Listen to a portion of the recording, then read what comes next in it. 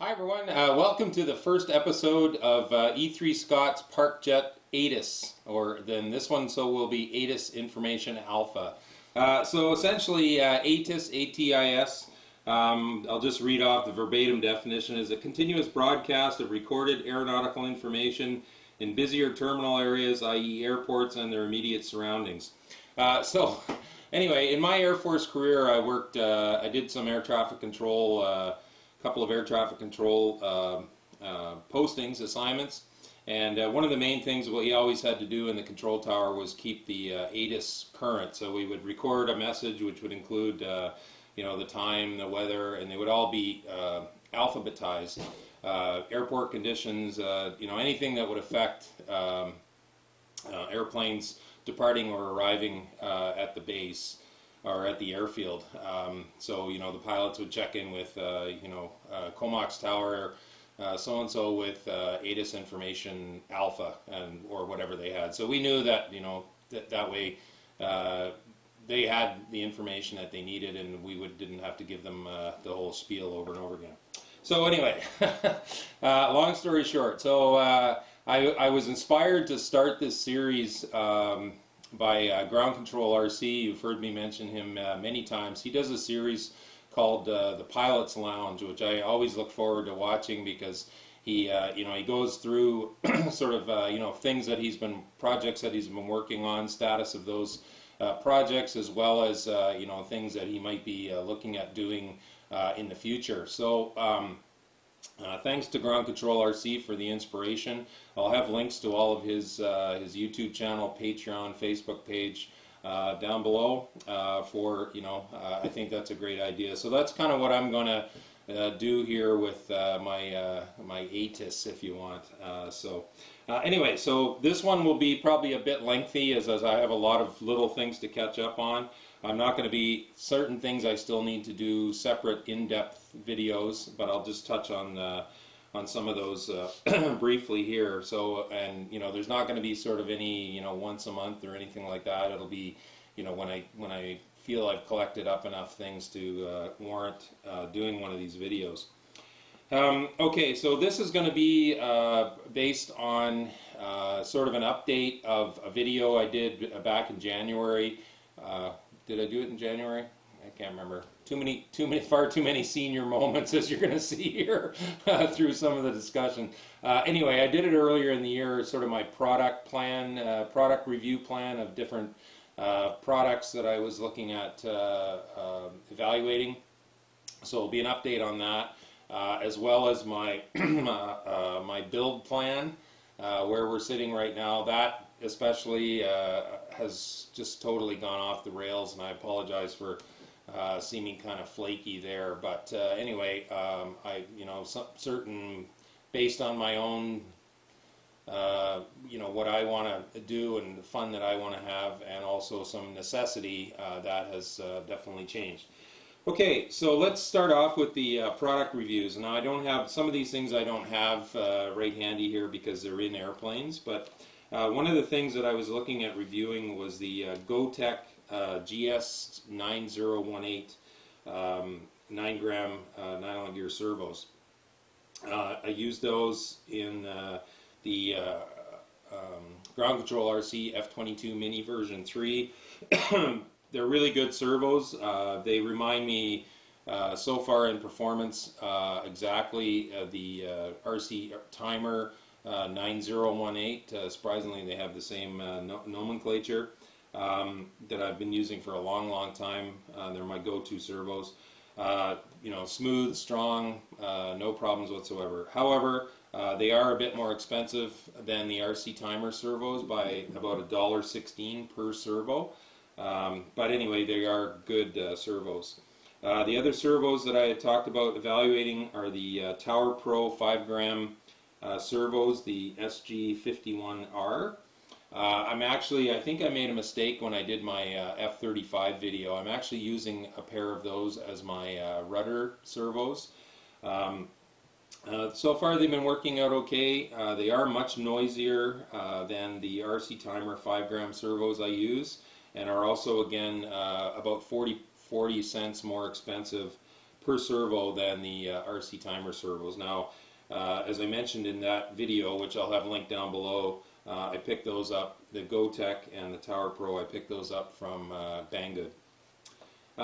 Okay, batteries. In my initially I had mentioned picking up this Tattoo 2300 3S45C. I originally wanted to pick up a couple of these. I've already done an initial review video on this battery as well as this one. This is the GNB 2200 3S 110C?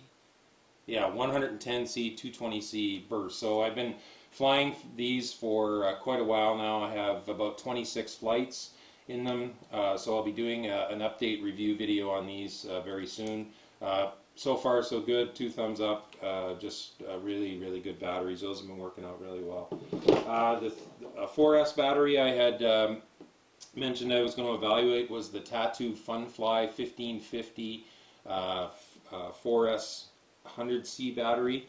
They did Rotor Village, where I buy a lot of my batteries now, they didn't have it in stock, so I ended up picking up this GNB 1500 4S 130C 260C burst.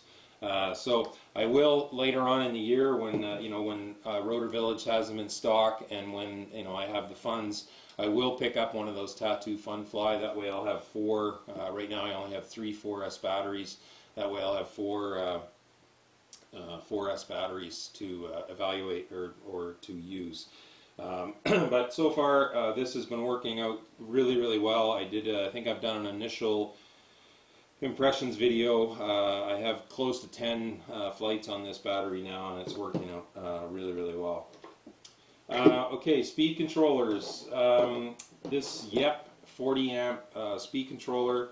I've done some initial bench testing with it. One of the features and the reasons why I picked it up is because it has so many different programmable features. However, I'm starting to realize that it's there's a lot of so many combinations there, and so far I haven't really been blown away by the little bit of testing I've done with it. I haven't been super blown away by the performance, i.e., the thrust that I'm getting out of the motors. So this one is the evaluation of this one is the YEP 40 amp is being pushed to the side. However, based on a comment left by a YouTube viewer, what I have done is I have picked up, I have it on order, I don't have it yet, a Turnigy Plush 32 40 amp ESC and the programming card. This looks like a very, I didn't even realize that this line of speed controllers existed, pardon me, until the viewer left a comment. So I've picked up one of those. It looks like it perhaps might be the replacement to the Turnigy Plush line, which I and many people have used for years and years, because Hobby King hasn't had the Turnigy Plush 40 amp speed controller in stock for quite a while now. And this Plush 32 is a wide range of down, I think, as low as maybe 6 or 12 amps, right up through to 80 or 100 amps. So anyway, I've picked up a 40 amp version along with the programming card. Unfortunately, the old Turnigy Plush programming card will not work with this new one, so I picked up a programming card, and I will be evaluating that. It's actually quite reasonable. It's about $21, just under $22. So cheaper actually than the old Turnigy Plush 40 amp that Hobby King has been carrying for a long time. So anyway, so we'll see how that goes, because I know Plush is a brand that a lot of people use, but this, like I said, it's called the Plush 32 line. I'll have a link to that down below if you want to go have a look at it. Okay, so motors. Quite a bit to talk about here in motors. I've run the one of the things I talked about and I was very excited about was the Brother Hobby Speed Shield 2207.5 3400 kV. This is a really peppy motor on 3S. I flew it a lot. I'll have a link to the playlist of videos that I've shot flying it. I would say that it probably, because I'm very, very hesitant to run it on 4S, with any of the props, just based on the heat buildup I've seen on 3S. I just don't think it would manage on 4S with any of the props that I run. So it's kind of in between, 3S, 4S on setups. But quite honestly, the GEP-RC 2306-2750 motor with the GemFan Flash 6042 prop is pretty much equivalent to this on many of the 5-inch 3-blade props.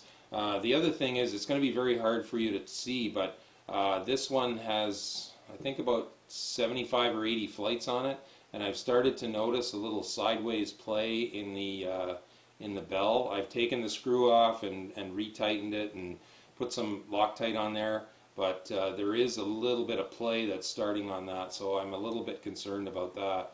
So I will perhaps do a bit more on this, field testing on this, and do another video on that pretty soon. Okay, Flywoo Nin. This is the first one that I got. I don't know, again, like I mentioned before, many senior moments. I did end up at some point in time in my excitement, or maybe I hadn't had enough coffee on a Sunday morning when I was doing some shopping. I did actually pick up another one of these things.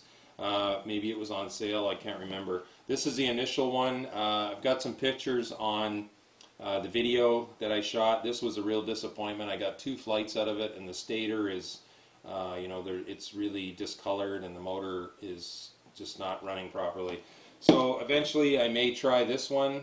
This is a brand new one, obviously doesn't even have the connectors on it, and see if perhaps, because it does happen occasionally, if this is just a complete dud, or if the quality control is just not good on this line of motor. So that's the Flywoo Nin N2306-2750. Again, that'll be down the road before that gets tested.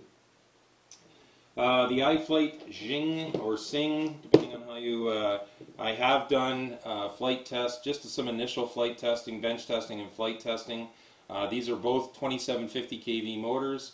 One is in 2306, this one, this sexy fuchsia purple color, and this one is the 2207, which is kind of like a blue and fuchsia or purple color. Anyway, just based on initial, the 2306-2750 is probably the better of the two from what I've seen, and more versatile. It doesn't run. This one actually ran pretty darn hot. Now that I look at it, I can actually see just a slight discoloration in the windings. So yeah, I don't think that I would run this one, the 2207-2750, on 4S. So that kind of limits. The 2306 I've yet to test on 4S, so we'll see how that goes. But again, that'll be something down the line, because I don't think that neither one of those motors was up in the GEP-RC 2750 category, which is my favorite Park Jet motor right now. Props. Okay, so I did. I have tested. I don't have one here handy. Well, maybe I do in my little. Here we go. My little handy 6-inch prop. So this has become my favorite. The GemFan Flash 6042 by 2.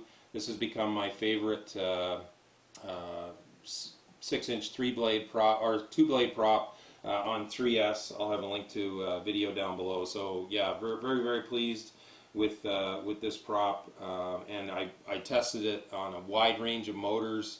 2212, 2200, 2700. The Racer Star 2406, 2600, as well as the GEP-RC. So really pleased with this prop, GemFan Flash 6042 by 2. So it's my go-to 6-inch 2-blade prop now.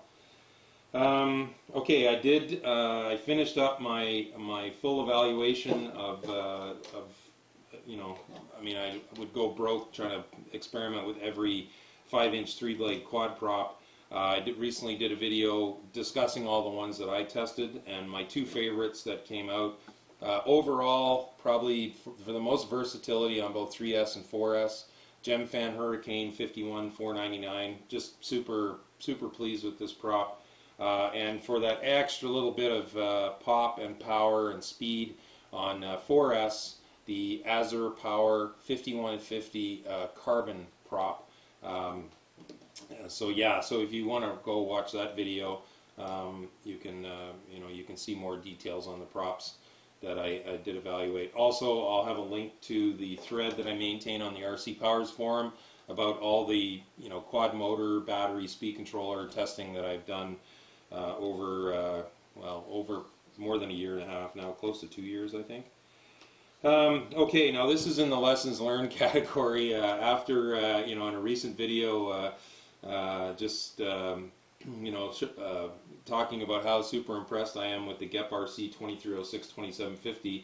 I was out at the field the other day, the Campbell River field, and I guess I was being a bit of a show off, and I was running, for some reason I had put this HQ 5.1 by 5.1 by 3 prop on this motor, GEP RC motor, and was ripping around, having a great old time. So anyway, thought I'd show off in front of some new club members, or some club members, and dropped the 4S battery in there, and started ripping. And unfortunately, after about a half a dozen high-speed runs, and I was just in a full throttle vertical pull-up, things went super quiet really quickly. So I did end up cooking this motor. So there's like four of the stator arms there that are completely black and caramelized, if you want. So yeah, so anyway, based on my showing off, I cooked the motor. Fortunately, I had enough altitude, and the RC gods were looking down on me, and I was able to save the plane.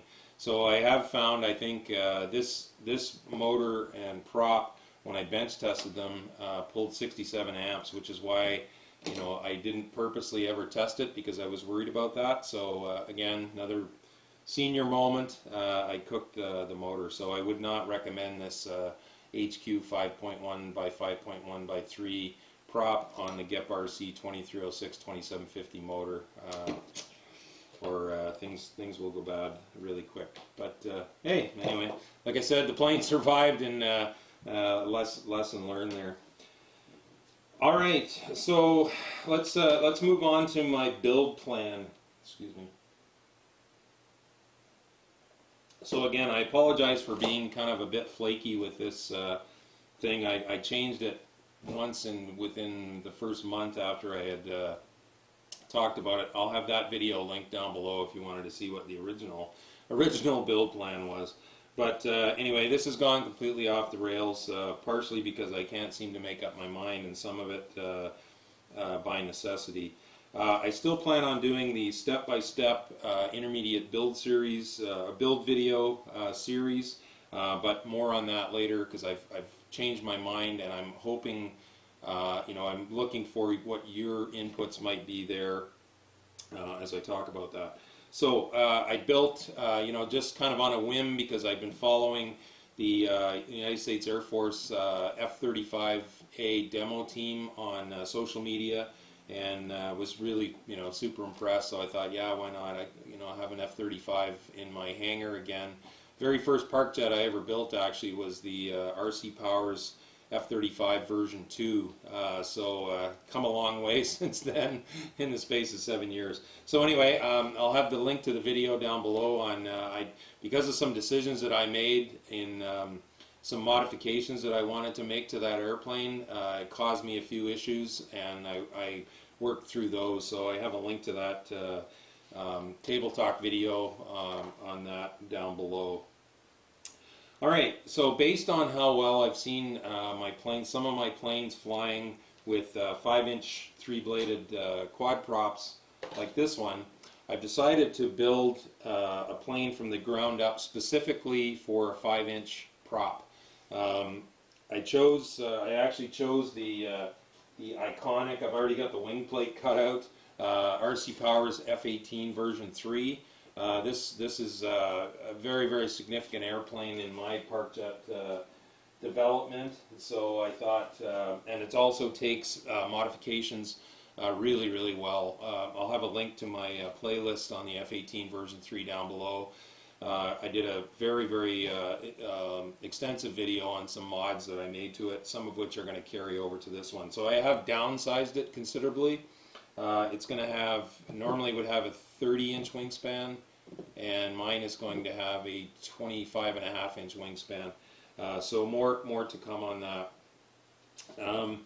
Okay, so based on some necessity, you can see there's something drastically wrong with this picture. My poor old RC Powers F-22 version 5, I can't explain what happened to it other than the fact that it nosed into the ground at a fairly rapid rate of knots, and yeah, so I'm not going to bother fixing it. What I am going to do is, based on how things, and this is not going to be a real high priority, but based on how things go with my downsized F-18, I'm going to see how small I can go with the F-22, and again build it specifically for a 5-inch 3-blade prop. The nice thing I like about those, you know, other than these props, other than when I make a buffoonerish decision to use that prop, which I never should have used on 4S, is that it's really fun to just be able to just drop in a 3S or a 4S battery. So if I build the plane, smaller and able to, have some really good speed with that setup, then that'll be. And I have other planes in my hangar, when I really want to scream on a 6-inch 2-blade prop. So yeah, so that's. But again, that's the F-22 is not going to be a huge priority. But I have put my FRC Foamies F-22 Raptor tail mount build. I've put that on indefinite hold. I don't think that's going to happen this year. As well as my 100-mile-per-hour Park Jet build project. I've put that kind of on the burner as well. Something that I may or may not build this year, depending on how this old gal holds up. This is my 500 plus flight SU-30 version 4 from RC Powers. She's getting a bit creaky, but I'm still having a heck of a good time flying it. So this may end up being my my winter beater plane, which it was, and I probably didn't expect to have this thing around, but I may build, depending on how things go with that. If God forbid I end up losing it, I will build another modified SU-30 version 4, just because when I really want to go fast, that's definitely the plane to use. And I still haven't worked out the elevon flutter issue and that sort of stuff with that old SU-30, and I'm not sure that I'm going to bother playing around with that. So anyway, that might be something that I may have to build, but please RC gods, make it last till winter anyway. Okay, for the intermediate Park Jet build plan, I have decided that I'm going to build, and this is based on questions that I get asked, and also kind of going in hand in hand with a lot of the content that I've already done on my YouTube channel. I'm going to build a full-size NAMC MiG-35B, and the reason being is that I get asked a lot, what would be a good beginner or plane, and I think my original plan, and I will still eventually build that plane. I was going to build a downsized MiG-35B out of Dollar Tree foam and Depron, but the more I got thinking about it, that was more going to be perhaps more of an advanced type build, an advanced type setup. So I want this one to be a bit more of a logical progression from my absolute beginner build, where I built the MiG-29 version 1. So I'll build it primarily of model plane foam, just so that I don't have to mess around with the the Minwax treatment and all that sort of stuff. If you are looking for input or information on how I build with Dollar Tree foam, I've started a new playlist on my YouTube channel, building with Dollar Tree foam, and I've put videos in there that discuss my lessons learned and things about building with Dollar Tree foam. What I also encourage you to do is in those videos, especially my most recent one, which is a culmination of all my lessons learned, is please go down into the video description, just below the title, and I have pasted, linked all of my blog write-ups, and those blog write-ups are going to be far more detailed with pictures and descriptions on how I've built with Dollar Tree foam. So if you want that information right away, please go check out that playlist, which I'll have linked in the video description of this. So what my plan is with this full size, and the reason I'm going to build it full size is because as the MiG-35, I recently did a video called My Favorite Park Jet Things. Obviously the MiG-35 is my favorite Park Jet of all time. Obviously I'm biased because I helped design and develop that plane, and I have hundreds, actually the last time I checked I have over 1,500 total flights on that plane. But one of the reasons that I think it would make a good introductory plane is it is a fairly straightforward build. The only modification that I'm probably going to make on mine is I will move the motor forward by about an inch, because I find this plane is going to be a plane that's going to be in my hangar for a long time. I just find that it's a little bit more balanced and nimble that way, and also I will adjust the leading edge of the prop slot, because eventually I will probably put a quad racing motor in it as well.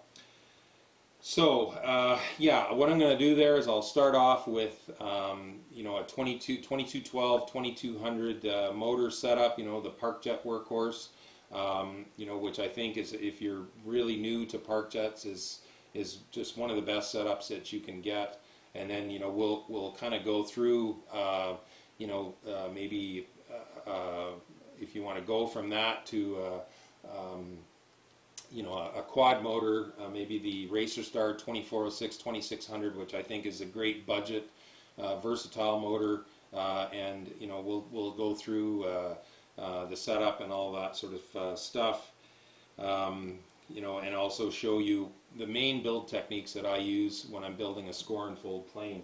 Now, based on input, what you might think, I will also, if you want, or if depending on the feedback, is I will set that one up on the FlySky FSI-6 transmitter.